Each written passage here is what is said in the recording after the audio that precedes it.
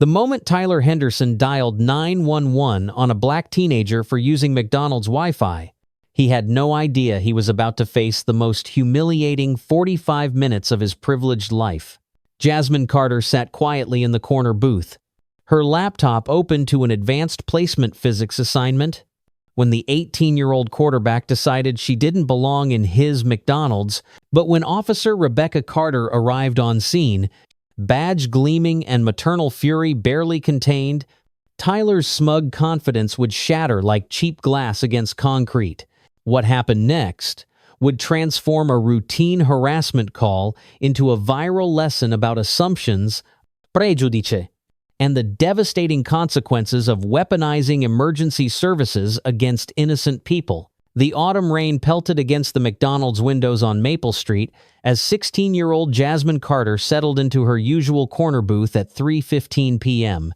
Her backpack, worn from 3 years of use, contained everything she needed for another afternoon of studying while her mother worked her patrol shift. The free Wi-Fi here was reliable, the coffee was cheap at $1.50, and most importantly, the staff knew her and never hassled her about staying for hours as long as she bought something.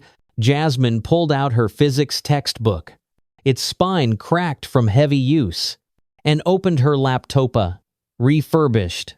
Dell, her mother had saved for months to buy. The screen flickered to life, revealing half-finished calculations for tomorrow's test. She'd been maintaining a 4.0 GPA despite everything, despite the kids at Westfield High who whispered about the black girl with the white mom, despite living in a 2-bedroom apartment while her classmates drove BMWs to school. The familiar hum of the restaurant wrapped around her like a blanket, the smell of French fries mixed with coffee, the soft rock playing overhead. The occasional beep of the Friarette had become her afternoon soundtrack. Mrs. Chen, the afternoon manager, waved from behind the counter. Jasmine waved back, then focused on her screen. 20 minutes passed in productive silence. She'd solved 3 practice problems and was deep into understanding electromagnetic fields when a shadow fell across her table. "Excuse me, but customers only." Jasmine looked up to find Tyler Henderson looming over her. His Westfield Warriors Letterman jacket stretched across his broad shoulders. His blue eyes held the same cold assessment she'd seen too many times before, the look that said she didn't belong. Behind him stood Marcus Webb, his constant shadow and fellow football player, recording with his phone. "I am a customer," Jasmine said quietly, gesturing to her half-empty coffee cup and the receipt tucked under it. Tyler's lips curled into a smirk. "That's from like 2 hours ago. You can't just buy one coffee and camp here all day using their internet." "I've been here 45 minutes, Jasmine corrected, keeping her voice steady despite the familiar knot forming in her stomach. "And I always buy something." "Sure you do." Tyler leaned closer, his cologne overwhelming. "Look, I get it. Free Wi-Fi. Warm place to hang out. But some of us actual paying customers need these tables." Jasmine glanced around the restaurant. Half the tables sat empty. A couple in the far corner shared nuggets. An elderly man read a newspaper near the window. No one was waiting for seats. "There are plenty of open tables," she pointed out. "That's not the point." Tyler's voice dropped lower, more menacing. "The point is, you people always do this. Find some loophole to take advantage. You people." The words hung in the air like a toxic cloud. Jasmine's fingers tightened on her pencil. She'd heard those words before, felt their weight, understood their meaning. But she'd also learned from her mother that sometimes the best response was no response at all. "I'm just doing my homework," she said, turning back to her screen. Tyler slammed his palm on the table, making her coffee jump. Several customers looked over, then quickly away. "I'm talking to you, Tyler." "Bro, chill," Marcus said. "Still filming. Maybe we should." "No?" Tyler's face flushed red. "I'm sick of this. My mom comes here for lunch and complains about the same people always taking up space, making the place look." He paused, his eyes scanning Jasmine's worn backpack, her fraying sweater. "Cheap. The words stung more than it should have. Jasmine had heard worse, endured worse. But something about the casual cruelty of it, the way he weaponized her economic status alongside her race, made her throat tight. "I'll leave when I'm done with this problem set," she said, proud that her voice didn't shake. "You'll leave now." Tyler grabbed her laptop screen, starting to close it. "Don't touch my stuff." Jasmine yanked it back. "Heart racing." "Or what?" Tyler laughed, the sound sharp and ugly. "You gonna call someone?" "Who?" "Exactly? Your dad?" "Oh, wait." He made a show of looking around. "That's right. Probably don't know who that is." The racist stereotype hit its mark. Jasmine felt heat rise in her cheeks, anger and humiliation warring in her chest. She started packing her things, hands trembling slightly. Not because he'd won, but because she knew what came next if she stayed. The scene, the inevitable call to management, Actually, Tyler said, pulling out his phone. "Don't bother. I'll handle this myself." "Dude, what are you doing?" Marcus lowered his phone, looking uncertain. What someone should have done already. Tyler dialed 3 numbers everyone knew. "Yes. I'd like to report a disturbance at the McDonald's on Maple Street. There's someone here refusing to leave." Being aggressive with customers, Jasmine's blood ran cold. "I'm not refusing to leave. I'm packing right now." Tyler turned away, continuing his call. "Yes. She's getting hostile now. I think she might be on something. African-American female, about 16, wearing a gray sweater. We're concerned for our safety." "You're lying." Jasmine stood, laptop clutched to her chest. "I didn't do anything." "Mrs." Chen appeared from behind the counter, having noticed the commotion. "What's going on here? This guy is calling the cops on me for doing homework." Jasmine's voice cracked with disbelief. "Mrs." Chen's face hardened. She'd seen this before. "Sir, this young lady is a regular customer. She's never caused any problems." Tyler covered the phone. "Ma'am, with all due respect, you don't know what happened before you got here. She was threatening us." "That's not true." Jasmine felt tears prick her eyes, not from sadness, but from pure frustration. This was how it always went. The lies, the exaggerations, the way black existence itself became threatening in the wrong person's mouth. "Yes, we'll wait here," Tyler said into the phone. "Thank you, officer." He hung up, satisfaction painted across his face. "Cops will be here in 5 minutes. I suggest you think about your attitude while we wait." Jasmine sank back into the booth, legs suddenly weak. Her mind raced through possibilities. None of them good. She'd seen the videos, heard the stories. Black teenager, police call, accusation of aggression. The equation never ended well. "Please," she said quietly to Mrs. Shen, "you know me. Tell them I didn't do anything." "Mrs." Chen squeezed her shoulder. "I will. Honey, don't worry." But the worry in her own eyes betrayed her words. Tyler and Marcus took the booth across from her, Tyler's smirk never wavering. "This is what happens when you don't know your place," he said. "Just loud enough for her to hear. Maybe next time you'll think twice before setting up your little homework camp in establishments meant for actual customers." "I am an actual customer," Jasmine repeated, but the words felt hollow now. In minutes, she'd gone from student to threat, from customer to trespasser, all because someone decided she didn't belong. Her phone buzzed.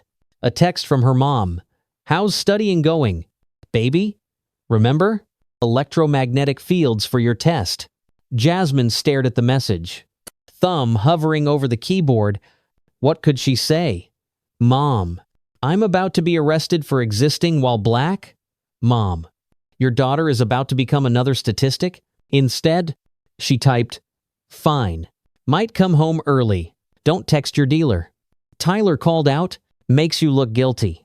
"I'm texting my mom." Jasmine snapped, then immediately regretted engaging. "Sure you are." Tyler laughed. "Bet she's real proud. Raising a daughter who steals Wi-Fi and threatens paying customers." The door chimed. Two officers entered, hands resting casually on their utility belts. Jasmine's heart hammered against her ribs. She recognized Officer Martinez from school resource duty, but the other was a younger guy with nervous eyes. "We got a call about a disturbance?" Officer Martinez scanned the restaurant, his gaze landing on Jasmine. Recognition flickered across his face. Tyler jumped up. "Yes, sire. This girl has been loitering here for hours, refusing to leave when asked. She got aggressive when I politely suggested she make room for paying customers." "That's not," Jasmine started. "Miss, I'm going to need you to let him finish," the younger officer interrupted. Jasmine felt the familiar sting of injustice. Even now, even when she was the victim, her voice mattered less. She pressed her lips together, hands clenched in her lap. Tyler launched into his story, each word carefully chosen to paint her as the aggressor. He mentioned feeling threatened, used coded language about those people who take advantage, suggested she might be under the influence. Marcus nodded along, occasionally adding supporting details that grew more elaborate with each telling. She definitely raised her voice. Marcus added, "Very aggressive body language. Mrs." Chen stepped forward. "Officers, I need to say something. This young lady is here almost every day. She always buys something, never causes trouble." These boys approached her. Tyler's face darkened. "Are you calling me a liar?" "I'm stating what I observed." "Mrs." Chen said firmly. Officer Martinez looked between them, then focused on Jasmine. "Miss, can I see some ID?" With shaking hands, Jasmine pulled out her school ID. Officer Martinez studied it, and his eyebrows rose slightly. "Carter? Jasmine Carter?" She nodded, not trusting her voice. "Are you related to Officer Rebecca Carter?" The question hung in the air like a bomb about to detonate. Jasmine saw Tyler's smirk falter slightly. She could lie, could protect herself by hiding behind her mother's badge, but that would mean letting them win, letting them reduce her to nothing more than a cop's daughter. "She's my mom," Jasmine said quietly. The change in atmosphere was immediate. The younger officer shifted uncomfortably. Officer Martinez's expression went carefully neutral. Even Tyler seemed to sense the shift, though he didn't understand it yet. "I see." Officer Martinez said slowly, "And you're here doing homework?" "Yes." "Sire. AP Physics." She gestured to her open textbook. "I have a test tomorrow." "She's lying about something," Tuller insisted, but his voice had lost some of its confidence. "Check her bag. She's probably—" "That's enough." Officer Martinez cut him off. "Miss Carter, have you been asked to leave by management?" "No." "Sire." "Mrs. Chen knows me. She's a good kid." "Mrs. Chen confirmed." "Never any problems." Officer Martinez turned to Tyler. "And what exactly made you feel threatened enough to call 911? Tyler straightened, trying to recapture his earlier righteousness. "She was taking up space that paying customers need. When I asked her to leave, she got an attitude." "I see. And was she physically aggressive?" "Well," Tyler glanced at Marcus. She raised her voice. "Did she threaten you?" "Not in so many words." "But, did she make any physical contact with you?" "No." "But, so a teenage girl doing homework raised her voice when you confronted her, and you called 911? Officer Martinez's tone remained professional, but Jasmine caught the edge underneath. Tyler's face flushed. "Look, I know how this looks, but you don't understand. My family comes here all the time. We spend good money. We shouldn't have to deal with—" He gestured vaguely at Jasmine. "Deal with what?" "Exactly?" the younger officer asked. Seemingly catching on, Tyler opened his mouth, then closed it. Even he seemed to realize he'd walked into dangerous territory. That's when the door chimed again. Officer Rebecca Carter entered in full uniform, her blonde hair pulled back in a tight bun, green eyes scanning the scene with the practiced assessment of a 15-year veteran. She was supposed to be on the other side of town, but something, call it maternal instinct or pure coincidence, had brought her to this McDonald's at exactly the right moment. Her gaze landed on Jasmine. took in the tears, threatening to spill the defensive hunch of her shoulders. The two officers, the smirking boys. Understanding dawned across her face like a storm front moving in. "Martinez," she said, voice carefully controlled. "What's the situation here?" Officer Martinez straightened. "Sergeant Carter, we received a call about a disturbance. This young man claims—" "That's my daughter," Rebecca interrupted, her voice dropping to a register that made everyone in earshot take a step back. "Someone want to explain why she's being questioned by police for doing homework?" The silence that followed was deafening. Tyler's face went from red to white so fast Jasmine worried he might faint. Marcus had stopped recording, his phone hanging limply at his side. "Your daughter?" Tyler stammered, Rebecca's eyes fixed on him like a targeting laser. "That's correct. My daughter, who I dropped off here myself because she needed Wi-Fi to study. Now, would you like to explain what threat a 16-year-old honor student posed that required emergency services?" We didn't know." Tyler's voice cracked. "Didn't know what?" Rebecca stepped closer. Every inch the protective mother, despite her uniform. That she had a cop for a parent? Would that have mattered? Should she need a police officer for a mother to study in peace? "Mom," Jasmine said softly, recognizing the dangerous calm in her mother's voice. Rebecca held up a hand, never breaking eye contact with Tyler. "No. Baby, I want to hear this. I want to understand what exactly made this young man so frightened of a teenage girl with a physics textbook that he needed armed backup." Tyler looked desperately at Officer Martinez, who suddenly found the ceiling very interesting. She wouldn't leave. "Did you ask her to leave?" "Yes."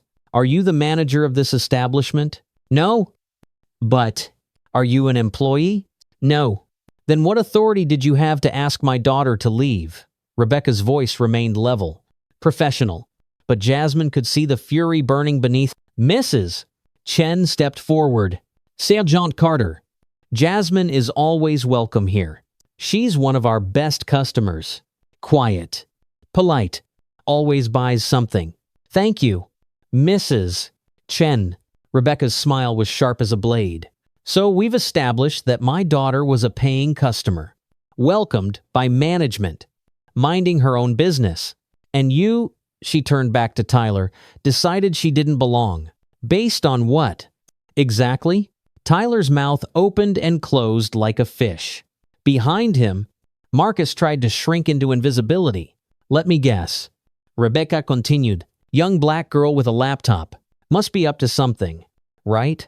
Couldn't possibly just be a student trying to succeed despite people like you making every space a battleground." "I didn't mean Tuller started." "Oh, but you did." Rebecca's voice dropped even lower. "You meant every word. You meant to intimidate her. You meant to make her feel unwelcome. You meant to use the police as your personal enforcement squad because you didn't like seeing someone who looked like her in your space." Jasmine watched her mother work, part mortified, part awed. Rebecca Carter had faced down drug dealers, broken up bar fights, talked people off ledges. But Jasmine had never seen her quite like this, controlled fury channeled into surgical precision. "Do you know what could have happened?" Rebecca asked. "Do you understand what you risked with your little power play?" Tyler shook his head mutely. "My daughter could have been arrested, could have been physically restrained, could have become another statistic because you decided she didn't deserve to exist in public space. All because what? She had the audacity to do homework while black?" "I'm sorry," Tyler whispered. "No?" Rebecca held up a hand. "You're not sorry? You're scared. There's a difference. But you're about to be sorry." She turned to Officer Martinez. "I assume we're filing a false report?" Martinez nodded. "Absolutely. Clear misuse of emergency services." Tyler's eyes widened. "What? No, I didn't lie. I genuinely felt threatened." Rebecca laughed. "But there was no humor in it. By a girl half your size doing physics homework? That's either a lie or a level of cowardice that should embarrass you deeply. My dad's a lawyer." Tuller blurted out. "Heal. Perfect." Rebecca smiled. "I love lawyers. Especially when we have She glanced at Marcus. Video evidence of the encounter. You were recording, weren't you? Marcus looked like he wanted to disappear into the floor. Here's what's going to happen. Rebecca continued. You're going to be charged with filing a false report. That's a misdemeanor. By the way, looks great on college applications. Your friend here is going to share that video as evidence, and you're both going to learn a very expensive lesson about weaponizing the police against innocent people. Tyler's bravado finally cracked completely. Please, I didn't mean for it to go this far. I just wanted her to leave. Why? Rebecca pressed. Give me one legitimate reason why my daughter shouldn't have been here. Tyler looked around desperately, seeking support that wasn't coming. Even Marcus had stepped away from him. She's here all the time, he said weakly, taking up space. Studying. Rebecca corrected. She's here studying, working hard to build a future despite people like you trying to tear her down at every opportunity. She turned to Jasmine then, and her expression softened. You okay? Baby? Jasmine nodded, not trusting her voice. Pack up your stuff. We're going home. You can study there. As Jasmine gathered her belongings, Rebecca addressed Tyler one more time. You want to know the really pathetic part? My daughter would have left if you'd just been polite. If you'd said, "Excuse me, my friends are coming and we need a bigger table." She would have moved, because that's who she is. But you couldn't do that. Could you? You had to make it about power, about putting her in her place. Tyler stared at his shoes, face burning with humiliation. Officer Martinez will take your information. Rebecca continued. I suggest you call your lawyer father. He's going to need to explain to a judge why his son thinks being black in public is a crime. As they walked to the door, Jasmine heard Tyler's voice, small and desperate. I'm sorry. I really am sorry. Rebecca paused, turned back. No. You're sorry you got caught. You're sorry the black girl had backup. You're sorry there are consequences. But sorry for what you did, that would require recognizing my daughter as fully human. And we both know you're not there yet. The door chimed as they exited, leaving behind a restaurant full of stunned witnesses and two young men whose world had just shifted on its axis. In the parking lot, Rebecca pulled Jasmine into a fierce hug. I'm so sorry. Baby, I'm so sorry you have to deal with this. How did you know to come? Jasmine asked, voice muffled against her mother's shoulder. Mrs. Chen texted me the moment that boy started harassing you. She knows I never want you facing these situations alone. Rebecca pulled back, cupping Jasmine's face. Are you really okay? Jasmine considered the question. The adrenaline was fading, leaving behind a familiar exhaustion. This wasn't her first encounter with everyday racism. Wouldn't be her last. But something felt different this time. Yeah, she said slowly. I think I am. It's just, why is existing so hard sometimes? Rebecca's eyes filled with tears she wouldn't let fall. Because some people are so small inside they need to make others smaller just to feel big. But you, my brilliant, beautiful girl, you don't get smaller for anyone. You hear me? Jasmine nodded, managing a small smile. Thanks, Mom. For what? For showing up. For always showing up. They drove home in comfortable silence. But Jasmine's mind was racing. She thought about Tyler's face when he realized who her mother was. How quickly his confidence crumbled when confronted with consequences. She thought about all the kids at school who faced the same harassment without a cop for a parent, without backup, without recourse. That evening, Jasmine sat at their small kitchen table, physics textbook still closed, her mind replaying the afternoon's events. Rebecca moved around the kitchen, preparing dinner with more force than necessary, each chop of the knife a little too aggressive. 23 years on the force, Rebecca muttered, dicing onions with precision. 23 years of seeing this garbage. And it never gets easier when it's your own kid. Mom, you don't have to cook. We could just order something. Rebecca paused, knife hovering. No. Baby, I need to do something with my hands before I drive back to that McDonald's and show that punk what real intimidation looks like. Despite everything, Jasmine smiled. Pretty sure you already did that.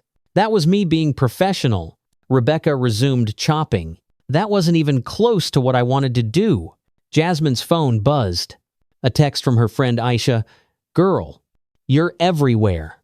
Check Instagram now. Frowning, Jasmine opened the app. Her stomach dropped. There she was, grainy but unmistakable, sitting in the McDonald's booth while Tyler loomed over her. But it wasn't Marcus's video. This was from another angle. Someone else who'd been recording. The caption read, Westfield quarterback Tyler Henderson calls cops on black girl for doing homework at McDonald's. Wait till you see who her mom is. The video had already been shared over 3,000 times. Mom? Jasmine said slowly. We have a problem? Rebecca looked over her shoulder, saw Jasmine's expression. What kind of problem?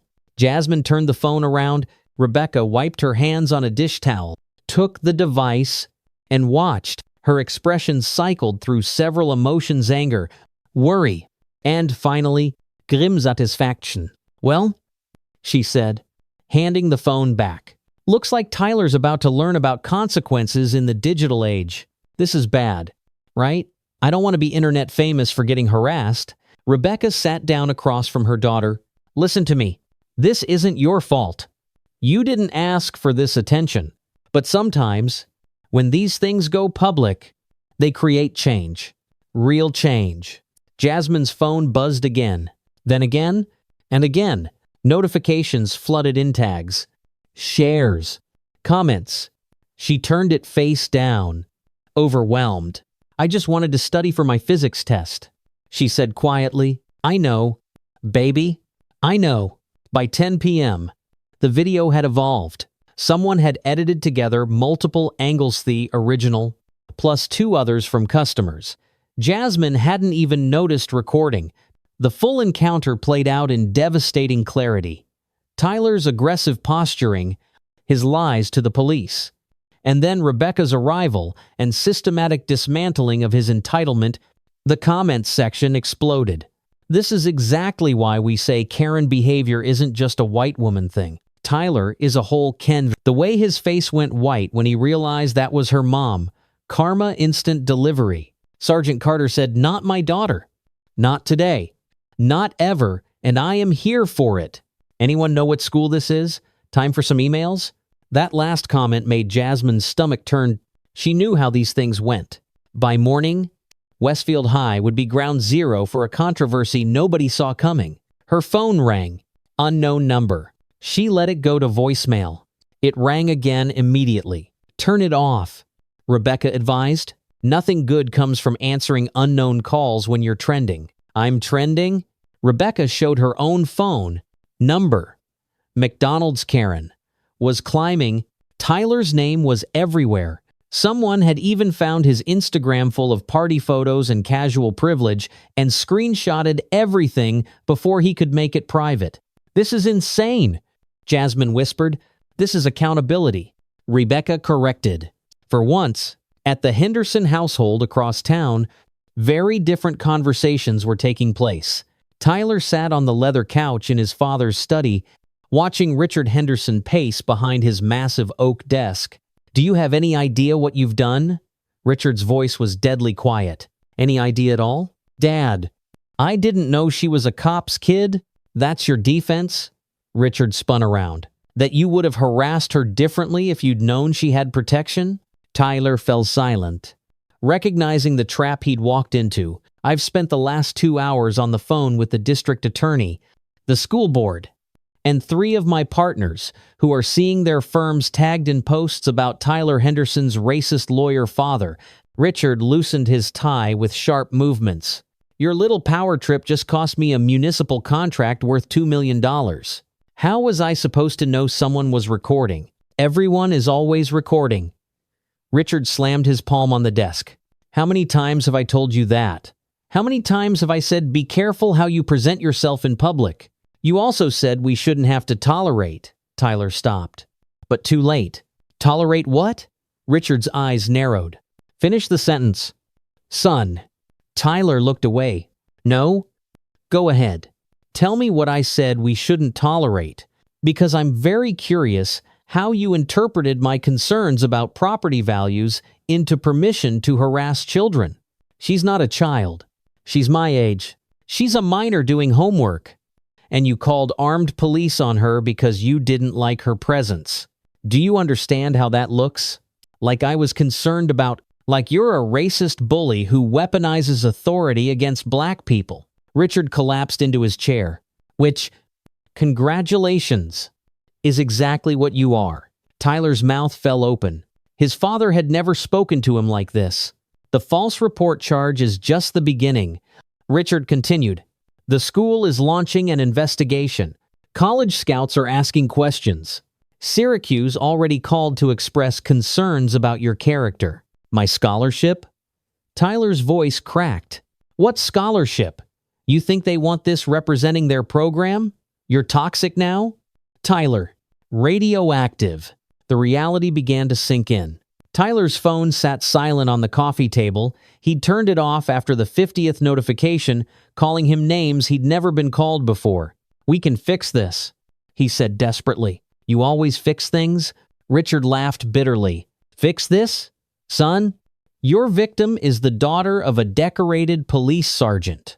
A black girl with a 4.0 GPA who was literally doing physics homework. There's no spinning this. No angle that makes you the good guy. I'll apologize. Publicly. Whatever they want. Oh, you'll apologize. But not for them, for you. Because if you don't figure out why what you did was wrong, really wrong, you'll end up losing a lot more than a scholarship. By morning, Westfield High resembled a media circus. News vans lined the parking lot. Principal Morrison had called an emergency assembly, and Jasmine, despite wanting to stay home, insisted on attending school. You sure about this? Rebecca asked, pulling into the drop-off zone.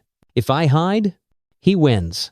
Jasmine said, though her hands shook slightly. Besides, I still have that physics test. That's my girl. Rebecca squeezed her hand. But if it gets too much, I'll call. Promisey. Walking through the front doors felt like entering another dimension. Conversations stopped mid-sentence. Phones appeared. Disappeared. A group of black students Jasmine barely knew formed a protective circle around her. We got you, said Tamara, a senior she'd only spoken to once. Nobody's messing with you today. In the hallway, she passed Tyler's usual crew. Marcus stood with them, looking deeply uncomfortable. When he saw her, he broke away. Jasmine. Wait. She paused. Wary. I'm sorry, he said quietly. I should have stopped him. Should have said something. I knew it was wrong. Then why didn't you? Marcus struggled for words. Because I'm a coward. Because going along was easier than standing up. But seeing your mom last night, seeing how you could have, he swallowed. I'm testifying for the prosecution, my video, my statement, everything. Jasmine studied his face, saw genuine remorse. That took courage to say, no. Courage would have been stopping it from happening. He walked away before she could respond. The assembly was a carefully orchestrated attempt at damage control. Principal Morrison spoke about isolated incidents and not representative of our values, while students shifted restlessly. Jasmine sat between Aisha and Tamara, trying to remain invisible. Then Tyler walked in. The auditorium erupted. Boos, hisses, and worse filled the air. His usual swagger was gone, replaced by hunched shoulders and downcast eyes. He took a seat in the front row, isolated, while Principal Morrison called for order. Mr. Henderson has asked to address the assembly, Morrison announced. The protests were immediate and loud. He doesn't deserve a platform, someone shouted. Let him speak, another voice called out. Jasmine was surprised to realize it was hers. The auditorium turned to stare. Let him speak, she repeated. I want to hear what he has to say. Tyler stood on shaking legs, approaching the microphone like it might bite him. He unfolded a piece of paper with trembling hands. His voice cracked. He cleared his throat. Started again. I did something unforgivable yesterday. I harassed a classmate. I made her feel unsafe. I called the police on her for no reason other than my own prejudice and entitlement. The auditorium was dead silent. I told myself I was protecting the space, maintaining standards. But the truth is, I saw a black student and assumed she didn't belong. I used my privilege as a weapon because I thought there wouldn't be consequences. He looked up from his paper, searching the crowd until he found Jasmine. I'm sorry, not because I got caught, not because I'm facing charges, but because I finally understand what I put you through, what you go through every day just trying to exist. Some students scoffed, but Tyler pressed on. I've been thinking about what Sergeant Carter said, about how you would have moved if I'd just asked politely. And she's right, because last month, when I needed to study for SATs, you gave me your table at the library without me even asking. You smiled and said, "Good luck." I remember thinking how nice that was. His voice broke, and I repaid that kindness by trying to destroy you. Jasmine felt tears prick her eyes, though she wasn't sure why. I don't expect forgiveness, Tyler continued. I don't deserve it, but I promise to do better, to be better, to use whatever privilege I have left to fight against what I represented yesterday. That's all. He returned to his seat amid uncertain murmurs. Some believed him. Others didn't. Jasmine found herself in the complicated space between. After the assembly, she was called to the counselor's office, not for discipline, but for support. Mrs. Washington, the head counselor, was a black woman who'd watched the video with professional calm masking personal fury. "How are you holding up?" she asked gently. Jasmine paused, really considering. "I'm angry, and tired, and sad, but also hopeful? Is that weird?" Not at all. Trauma and hope can coexist, especially when you see people beginning to understand. Mrs. Washington leaned forward. "What do you need from us?" "I need to take my physics test," Jasmine said. "I need people to stop staring at me in the halls. I need to just be a student again. The first one we can definitely arrange. The others might take time. I know. There's something else." "Mrs. Washington said carefully, "Several colleges have reached out. They've seen your academic record. Your character under pressure. Harvard, Yale, Princeton. They're all extremely interested in learning more about you." Jasmine's mouth fell open. "What?" "Full scholarship interest." "Jasmine, your story, your grades, your poise. You're exactly what these institutions are looking for." "Because I got harassed at McDonald's?" "Because of how you handled being harassed at McDonald's. Because of who you are despite facing that kind of treatment regularly. Because you're brilliant and resilient, and exactly the kind of student who changes institutions for the better." Jasmine felt overwhelmed. "I need to think about this." "Of course. But Jasmine, don't let anyone make you feel guilty for opportunities that come from their bad behavior. You earned every bit of interest coming your way." That afternoon, she finally took her physics test. The electromagnetic fields that had seemed so important yesterday felt almost trivial now. But she focused, worked through each problem methodically. When she handed in her paper, "Mr. Peterson smiled. "Perfect score. I'm betting," he said, "even with everything that happened, physics doesn't care about viral videos." Jasmine replied, "No, but I do. I'm proud of you." Jasmine, for whatever that's worth, it was worth more than he knew. The next few weeks blurred together. Tyler's court date approached. The video evolved from viral moment to teaching tool professors, used it in sociology classes, police departments in training seminars, parents in difficult conversations with their children. Tyler, to his credit, seemed genuinely transformed. He started attending racial justice workshops, not for show, but sitting quietly in the back, taking notes. He volunteered at the community center in Jasmine's neighborhood, tutoring kids in math. When people recognized him, he didn't run. He faced their anger, their questions, their pain. Marcus testified as promised, his video providing irrefutable evidence. But it was Mrs. Chen's testimony that broke Tyler's remaining defenders. She spoke about pattern show. Many young black customers had been driven away by similar harassment. How she'd tried to create a safe space but couldn't fight the tide alone. That young lady, she said, pointing to Jasmine. She represents our future. Bright, determined, kind.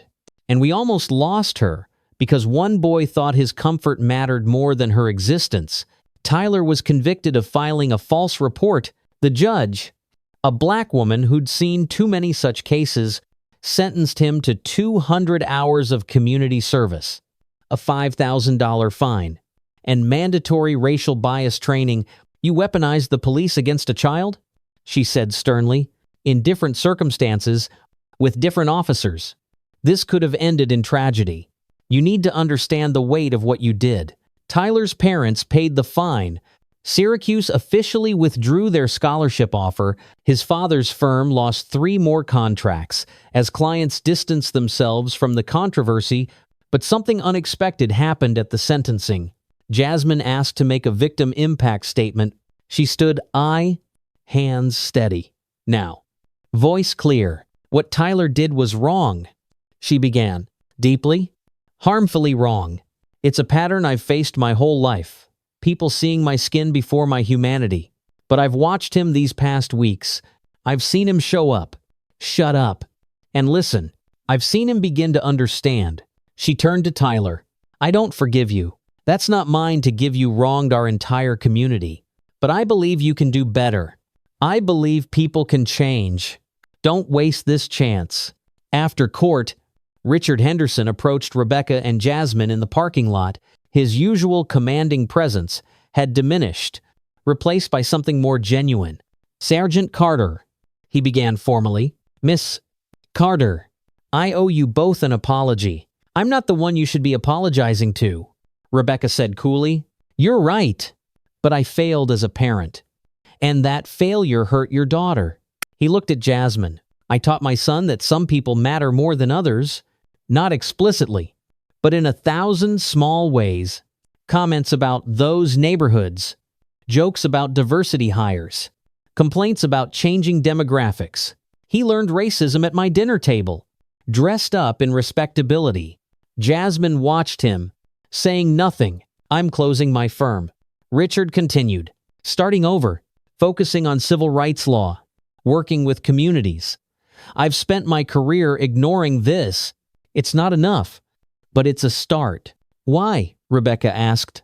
Because my son looked me in the eye and asked if I was proud of what he'd become. And I realized I'd created exactly what I claimed to despise an entitled bully who used power against the powerless. His voice cracked. I don't want his children learning what he learned from me. They parted without handshakes. But with understanding, change was possible, even if it came slowly, painfully, imperfectly. 6 months later, Jasmine gave her valedictorian speech to a packed auditorium. Her mother sat in the front row, tears streaming down her face. The girl who just wanted to study in peace now headed to Harvard on a full scholarship. 6 months ago, Jasmine began. I was just a girl doing physics homework. Today, I stand here not because of what happened to me, but because of what happened after. Because a community decided enough was enough. Because people chose accountability over comfort. Because sometimes, the worst moments can catalyze the most necessary changes. She found Tyler in the crowd. He'd been allowed to graduate, barely, and sat with his family looking older than his 18 years. We all have power, Jasmine continued. The power to harm or heal, to exclude or embrace, to perpetuate injustice or pursue justice. What matters is how we use it. The applause was thunderous, but in the quiet moment before it began, Jasmine heard what mattered. Monster mothers whispered, "That's my girl." Later, at the reception, Tyler approached one last time. "Congratulations," he said simply. "Harvard's lucky to have you." "Thanks." Jasmine paused. "What's next for you?" "Community college. Working at my dad's new firm, trying to earn a second chance." He met her eyes. "I'm sorry it took what it took for me to see you as human." "Me too," Jasmine said honestly. "But I'm glad you finally do." They parted ways toward a bright future she'd always deserved. Him toward the hard work of redemption. Neither looked back. That night, Rebecca and Jasmine sat on their small apartment balcony, sharing Chinese takeout and watching the sun set. "You know what the hardest part was?" Jasmine asked. "What's that, baby?" "Realizing that without you being a cop, it might have ended differently." How many kids face that same harassment without backup, without video evidence, without anyone believing them? Rebecca set down her chopsticks. "Too many, far too many. I want to change that," Jasmine said firmly. "At Harvard, in law school, after wherever I go, I want to be backup for kids who don't have any. That's a heavy burden to carry." "Maybe, but someone has to carry it." Jasmine smiled softly. "Besides, I learned from the best, sometimes you have to show up, speak truth, and demand justice. Especially when the world wants you to stay quiet." Rebecca pulled her daughter close. "You know you've already changed things, right? That video, your grace under pressure, to your speech today, you've shifted how people think. That matters. It's a start." Jasmine agreed. "But there's so much more work to do." They sat in comfortable silence. Mother and daughter, cop and future lawyer, two women who'd faced down injustice and refused to blink. In the distance, sirens wailed. Another emergency, another crisis, another moment where someone's life might change forever. But for now, in this moment, they had each other. They had truth. They had justice. Imperfect, but real. And sometimes, Jasmine thought as she leaned against her mother's shoulder, that was enough to build a better world on. One homework session, one confrontation, one act of courage at a time.